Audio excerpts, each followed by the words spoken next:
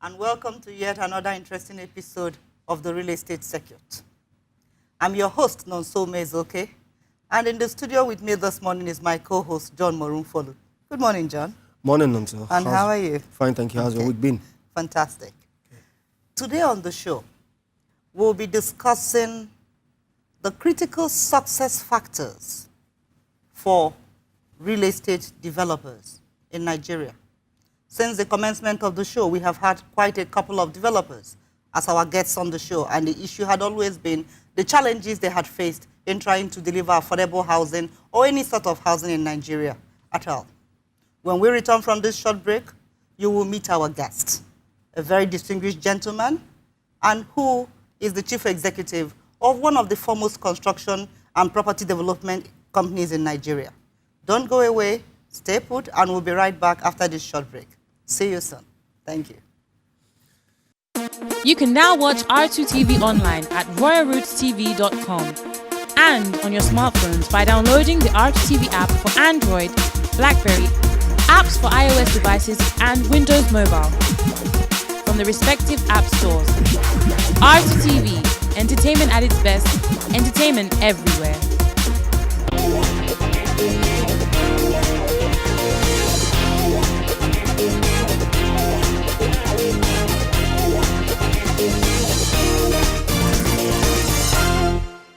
Back to the show. It's still the real estate circuit, and today we'll be discussing the critical success factor for Nigerian real estate developers. What are these issues and these factors that if they emulate, imbibe, and deploy to their business, they'll be able to do better and deliver more housing units to Nigeria? In the studio with us today is the Chief Executive of UACN, Property Development PLC, in the person of Mr. Hakeem Ogunniran. Mr. Ogunniran is the Managing Director of UACN Property Development Company PLC. He's a lawyer and a Chartered Secretary and Fellow of the Nigerian Institute of Chartered Arbitrators. He holds an LLM and an MBA from the prestigious University of Lagos. A former law lecturer before he joined UACN, he had worked with UACN in different capacities: marketing, head corporate sales, and legal services. Today, he holds the baton as the Chief Executive of UACN. He's also a Fulbright scholar, a Yale alum, quite an impressive resume, and with a whole world of experience that he will be sharing with us today and with different developers on how they could take their business forward. Ladies and gentlemen, viewers, join me in welcoming Mr. Hakeem Ogunniran. Good morning, sir. Thank you very much, and I'm very pleased to be here. Thank you so much. Thank you. The topic today is the critical success factor for Nigerian developers. Since the commencement of the real estate circuit, we've had quite a couple of developers who have been our guests, and the issue have always been this, that, land acquisition, very expensive, difficult approval process, permit, unskilled workmen. But we'll start, and we'll get there. First of all, tell us, in your own estimate, what is the accurate number or a near figure of what the housing deficit in Nigeria is today?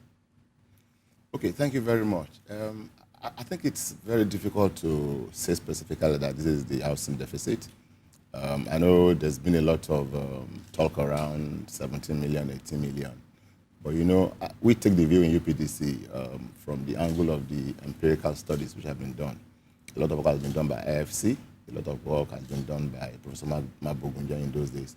You know, and we take the view that the shortage is around 15 million units. You know, which is a very huge number. You know, but whether it's 15 or 18 or even 10 million, the question is that the shortage is very large, and it's difficult to meet that shortage. 15, 16, 18 million, whatever it is. How many units are being delivered annually in Nigeria by the different sectors, whether it is the public sector or the private developers in the private sector, like UACN? How many units are being delivered annually in Nigeria? Okay, again, it's difficult to give a specific figure, but my sense is that all of us are doing somewhere around 5,000 to 10,000 units annually. I'm not sure all of us put together we do more than 10,000. If you take the view that in over 40 years, FHA did just about 400,000 units, and that's the principal driver of housing in the public sector, and because of all the challenges which you have alluded to at the start of this program, it's been very difficult for developers to deliver houses in very large numbers. So my sense would be that we're all delivering somewhere around 5 to 10,000, everybody put together. However, if we are delivering 5 to 10,000 units and we have 15 million deficit, it means it's going to take us like donkey years to finish up the deficit, and the deficit will continue to increase. I mean, absolutely, which is why it is very critical for government to put the right framework in place for developers to develop affordable housing, because as it is today, it is very difficult. I always say that as a developer, if you have to buy your land in the open market, if you have to go through the same approval process, pay the same fees, you have to import your finishing materials and pay the same duty, pay the same rates. It is difficult to deliver houses at the prices that you can describe as affordable. If you look at other parts of the world, what governments have done is to create a separate window for affordable or social housing in terms of land access, in terms of land pricing, in terms of approval, a separate window for approval, a separate window for, waivers on importation of finished materials and things like that. Then you can begin to get to a level where you can meet the government midway. But today, you buy your land in the open market, you are like a local government, you provide your primary infrastructure, you provide your secondary infrastructure, water treatment, sewage treatment, you do your roads, and so it's really difficult for developers to deliver houses at those prices, and that's the truth. I actually think it was it is, I believe, Adams Oshomole, yes, the governor of Edo State, that described that every Nigerian is practically a local government chairman because you're doing all your infrastructures yourself. Yeah, absolutely. Let me come back to the question of these challenges. Yes. The developers on and off the show had touted reasons like the high cost of land acquisition and under supply of skilled workmen. You have issues of workmen being brought in from the neighboring countries like Benin Republic, Togo.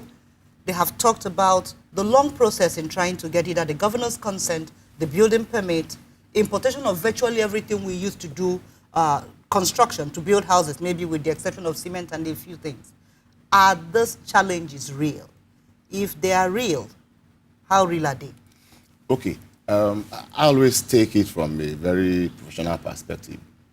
If you take a look at the value chain for housing delivery, who are the critical drivers in that chain?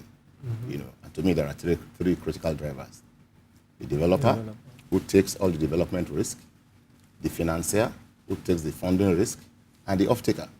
Mm-hmm. Now, if you want to understand the reality of these challenges, you have to understand what are the pains of these people.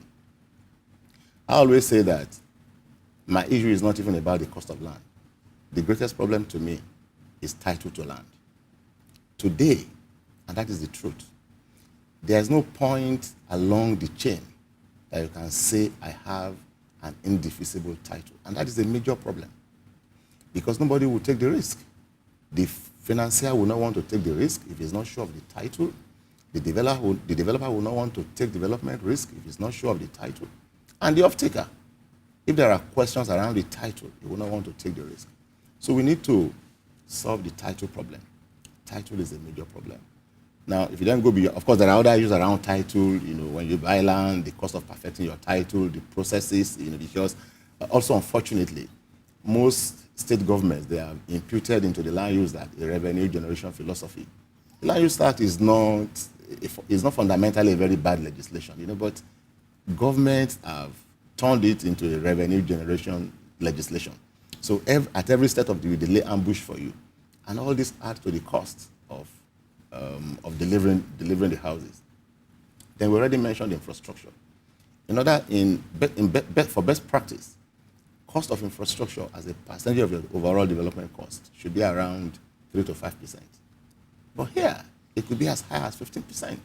Because you have to do your primary infrastructure.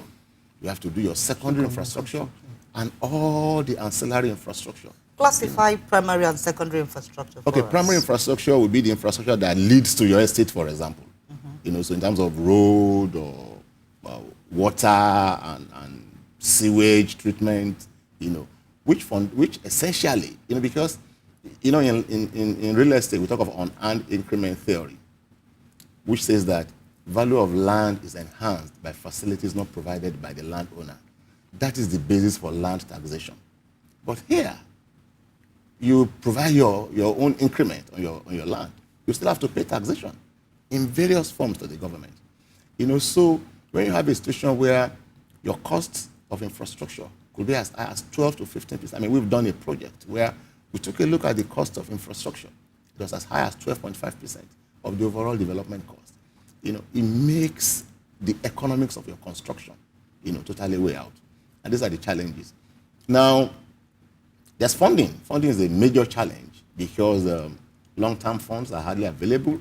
When they are available, they are very high. I mean, you can't borrow money at 25, 30% and deliver a real estate project. What is your margin? That is the reality. So, which is why we as a business, over the years, we've tried to look at alternative ways of financing our capex.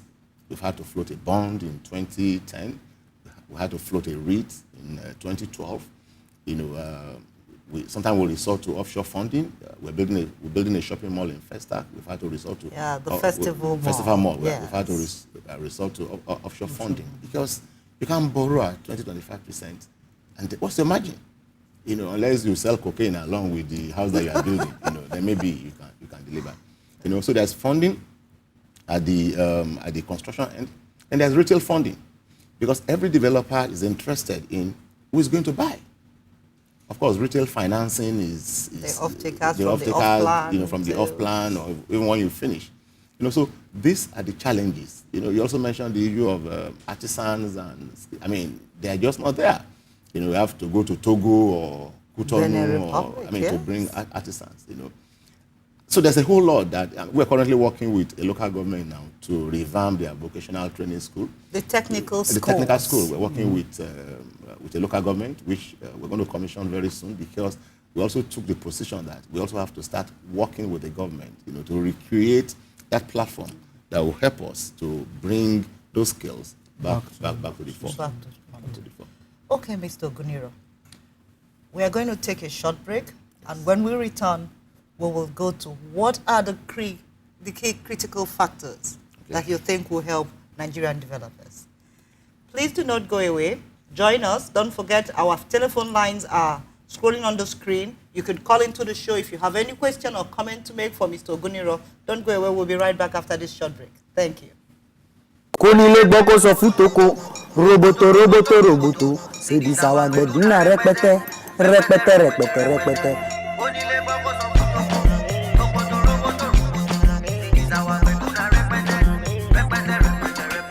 your boy DK of the HKN gang, and now I'm chilling in the high on 5 on R2 TV. Keep it locked right here. Mr. Repete say so.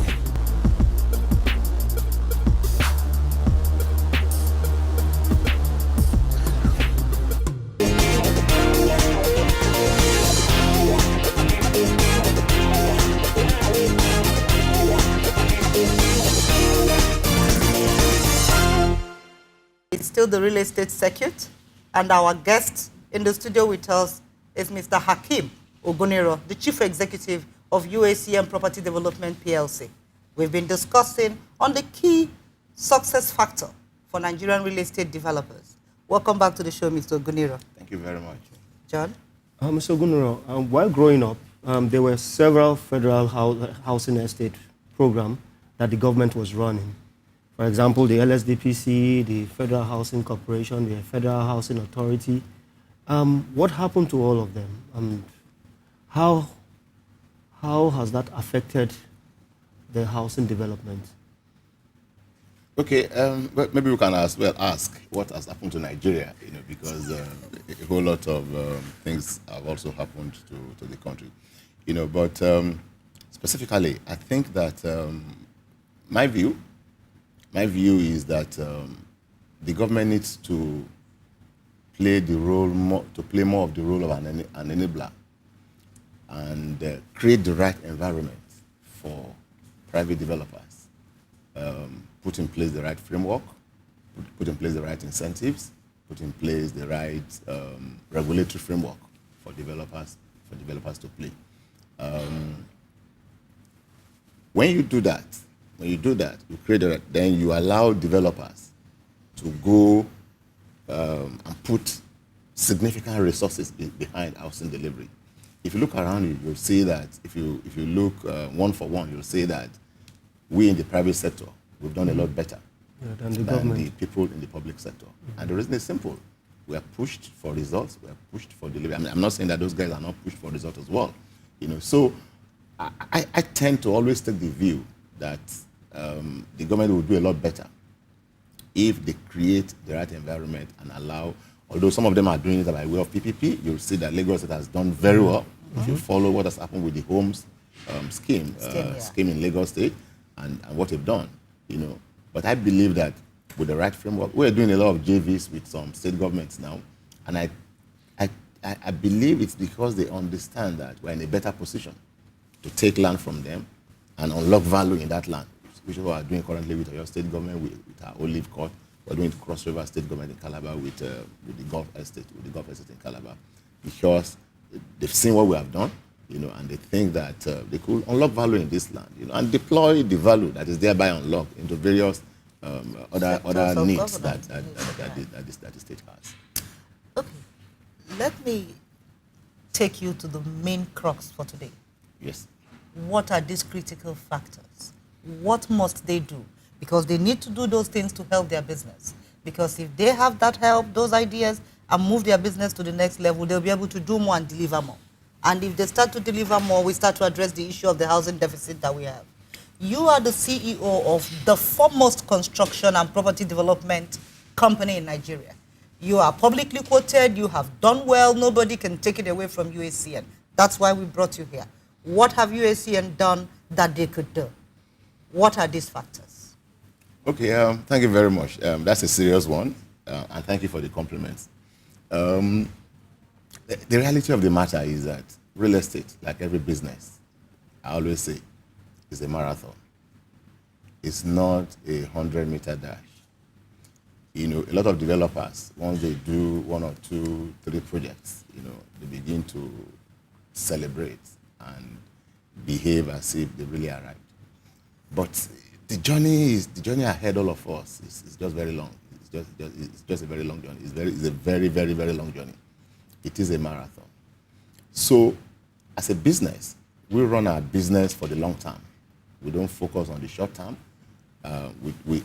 We've tried to create a business that is sustainable. If you look at our payoff, it is building for sustainable value. Now, just to mention some specific points, this industry thrives on integrity. Mm-hmm. If you must survive as a developer in this industry, integrity must be your watchword. Integrity means that when you promise customers that you will deliver at a particular time, you have to deliver at that particular time. I've seen developers, some big names in this industry, who promise to deliver in 18 months, and they don't deliver in 3 to 4 years. Oh, yes. That is not acceptable. You're trying to commit capital punishment. You're on a path for capitalizing, for capitating your business, because what has happened is that words will go round. Now, I also think that developers must build in biteable sizes. And every day I read in the newspapers that this developer is doing 10,000 houses, 20,000 houses. Why don't you start by doing 50? When you finish 50, you do 100. When you do 100, you do 200. Mr. Ogunniran, let me come in and let's take a quick short break, and we'll be right back and we'll continue with the question. We'll be right back after this short break, and please remember to call into the show. Our numbers are scrolling on the screen, and if you have any questions for Mr. Ogunniran, please go ahead and call the phone lines. The phone lines are now open, and we'll start taking questions when we come back after this short break. Thank you. Don't go away. You can now watch R2TV online at royalrootstv.com and on your smartphones by downloading the RTV app for Android, BlackBerry, apps for iOS devices, and Windows Mobile from the respective app stores. RTV, entertainment at its best, entertainment everywhere. Kónílé gbọ́ kó sọ fún toko roboto roboto roboto ṣèbí sáwà gbẹ̀dúnà rẹpẹtẹ rẹpẹtẹ rẹpẹtẹ rẹpẹtẹ.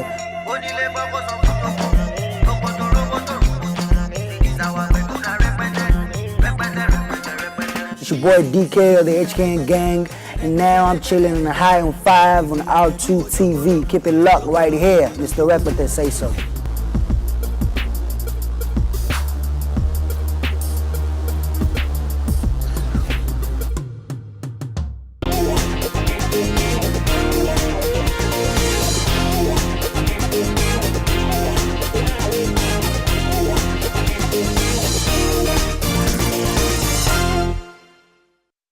You can now watch R2 TV online at royalrootstv.com and on your smartphones by downloading the R2 TV app for Android, BlackBerry, apps for iOS devices, and Windows Mobile from the respective app stores.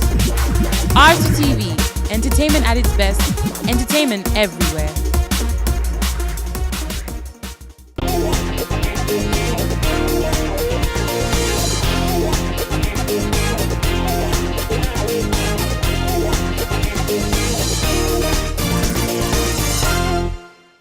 Show. It's still the real estate circuit, and Mr. Hakeem Ogunniran, the CEO of UACN, is our guest on the show. Mr. Ogunniran, we were discussing the key success factors. Please. Okay, thank you very much. I was talking about developers also moderating their ambition because you have to match capital, capacity, and everything with your ambition. You know, so when I read of developers who say they're starting a project, they want to deliver 20,000 or 30,000 houses, and I'm a bit worried because we believe in facing our projects and doing them in biteable sizes. We've had to buy over 1 or 2 distressed estates, and when we moved in, we saw that it was clearly because the developer they didn't have the right model. I mean, we had a developer who was trying to do a 7-star estate in a 3-star neighborhood. I mean, clearly, you know, so I mean, they went bust. We had to buy over the estate. We had to despec the estate. You know, we brought to the appropriate spec for the neighborhood. You know, and then we completed and we sold off in 1.5 years.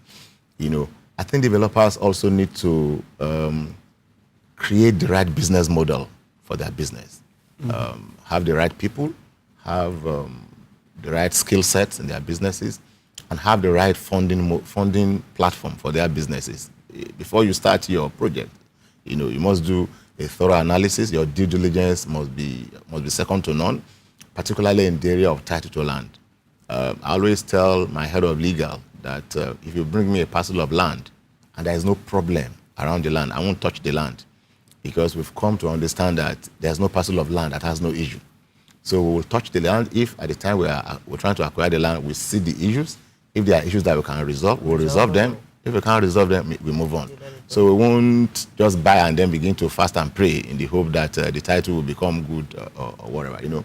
So I believe that if we do all these things and you continue to speak to the dynamics of customers' preferences in the market. I mean, the customers have become a whole lot more sophisticated. I don't want to use the word more demanding. You know, they're a lot more enlightened. They've gone all over the world. They've seen what the standards are all over the world, you know, and they want those standards here.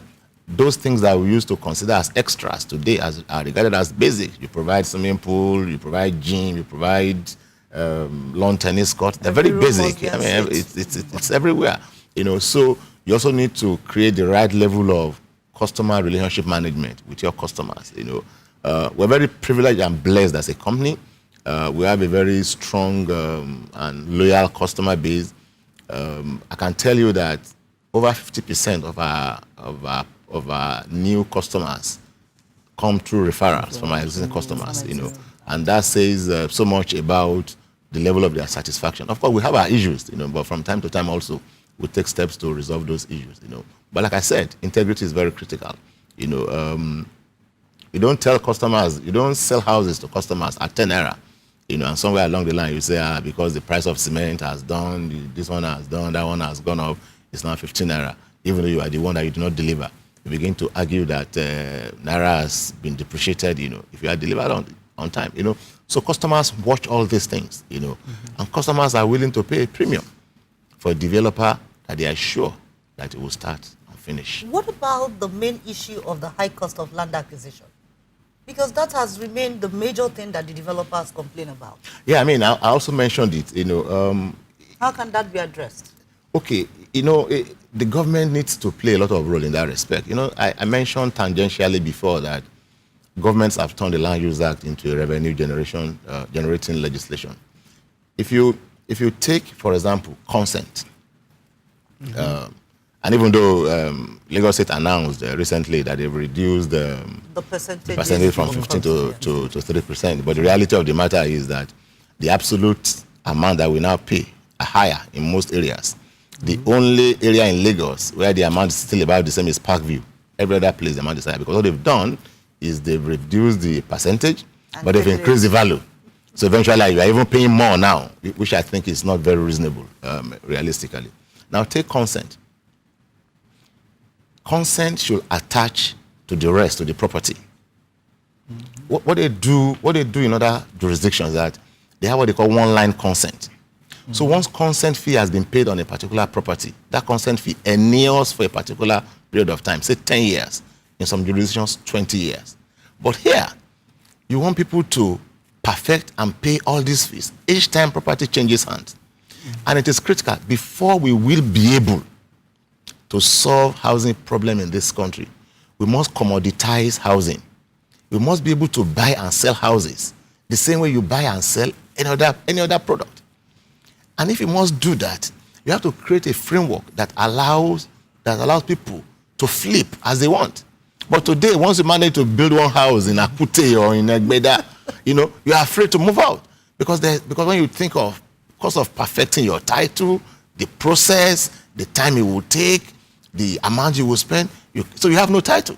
And that's why a huge number of people actually live in houses that they own, they've purchased, but legal ownership and title deeds is still in the name of the previous buyer. It's still in the name of the previous buyer.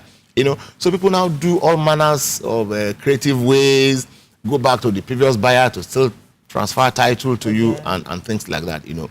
But when we get to a level that government puts in place a framework that recognizes that the land use that is not meant to be a revenue generation legislation. It's supposed to control land use.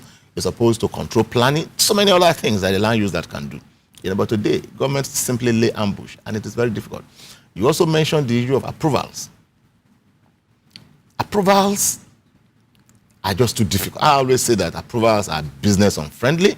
You know, they are cumbersome. In fact, they are anti-real estate. For so many reasons. The steps are just too many. And then, you know, it's funny.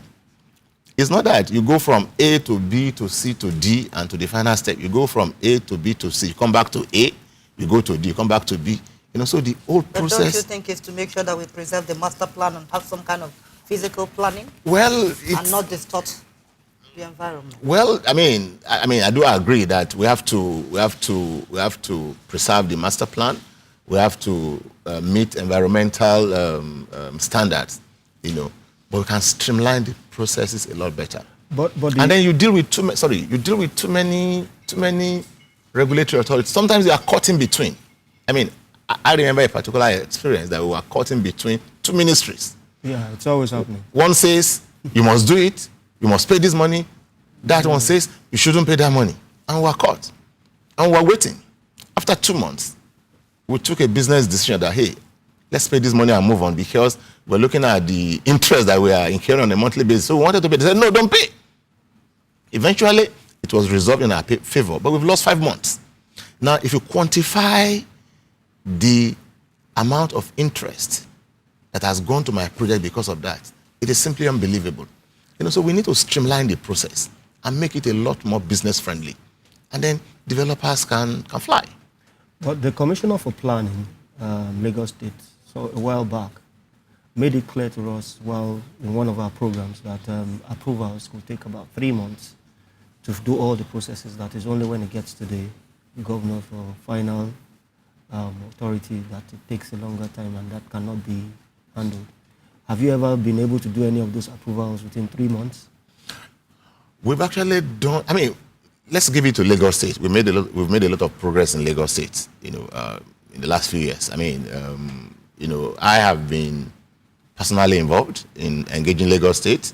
I've taken part in all their corporate assemblies, and we've always put forward our pains to the governor, and it is to their credit that every follow-up meeting, they start with those issues that we raised, and they give us the steps they've taken. So we've made a lot of progress, but we can do a lot better. That is short questions before we round up. Whose responsibility is it to deliver affordable social housing to our people? Okay, now here we are saying two different things. There's affordable housing, there's social housing. Social housing. So I think they're two They're different. affordable. They're affordable housing. Now, the first thing is that, what is affordable housing? And the technical definition of affordable housing is that housing that if the cost of housing does not exceed 20 to 30% of the gross income of a household. Now, if you take that, you'll say that most houses in Nigeria are simply not affordable. My view is that for us to be able to provide affordable housing in this country, it needs a coalition of government, of developers, of financiers, and of regulators. Government needs to make access to land a lot simpler and less expensive. When government does that, government needs to provide the primary infrastructure. They cannot just tell you, go to some bush. You have to do the roads to the bush, you have to provide all the infrastructure. You can't deliver houses at less than 15, 20 million. And if we are looking at houses around 5, 10 million, government should provide access to land, and they should provide the infrastructure. I mean, I was on a project with the state government and IFC. The reason why the project could not progress beyond conception was because government was not ready to provide infrastructure. And I told them that infrastructure, the cost of infrastructure is so critical in this whole chain. So when government does that, I'll give you an example. In Chad, the company providing affordable housing in Chad is a Nigerian company. Really? But the Chadian government, they provided land. The company borrowed, took an international funding guaranteed by the Chadian government. They gave waivers on importation of finishing materials. They created the environment. The enabling environment. If you have to fend for yourself as a developer, it is difficult to deliver. So in conclusion, what you're saying is that once the government goes ahead to create the enabling environments, provides the infrastructure, the housing will come down. And let's build a coalition of everybody. Okay. Of everybody. Even the off-takers. In Nigeria, people want affordable housing, but they want 3-bedroom flat with 2 toilets and 2 bathrooms. That is not affordable housing. In South Africa, next to China, South Africa is only next to China in terms of providing affordable houses. Yes. But they started by providing 40 square meter houses. After some time, they moved to 60 square meter houses. Then they moved to 80 square meter houses. Then you can graduate. You understand my point? Okay, but that's the bit that we can take today. So thank you so much, Mr. Ogunniran. I feel like we wish we could just go on and give us all the lectures. All the points for today. Hopefully we'll come. Okay, this is the birthday cake. Oh! For the birthday girl. Today is the birthday of Nonso, our chief host. And not on television. On behalf of all of us, we like to say happy birthday. Many happy returns. You're doing a wonderful job here. Please join me, sir. Let's make this presentation. Thank you. As we sing, for she's a jolly good fellow. For she's a jolly good fellow. For she's a jolly good fellow. And Oh, you blushing, eh? say all of us. Hip, hip, hip. Hooray. Thank you so much. Birthday, Thank you so much. Oh my God, thank you, Sean. Thank you. Okay, we got to go now.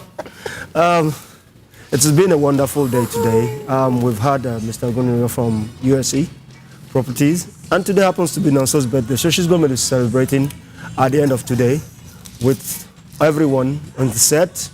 We wish to say a happy weekend, and you guys have a lovely day. We hope to see you next week. Bye-bye. Thank you. Bye-bye. Thank you.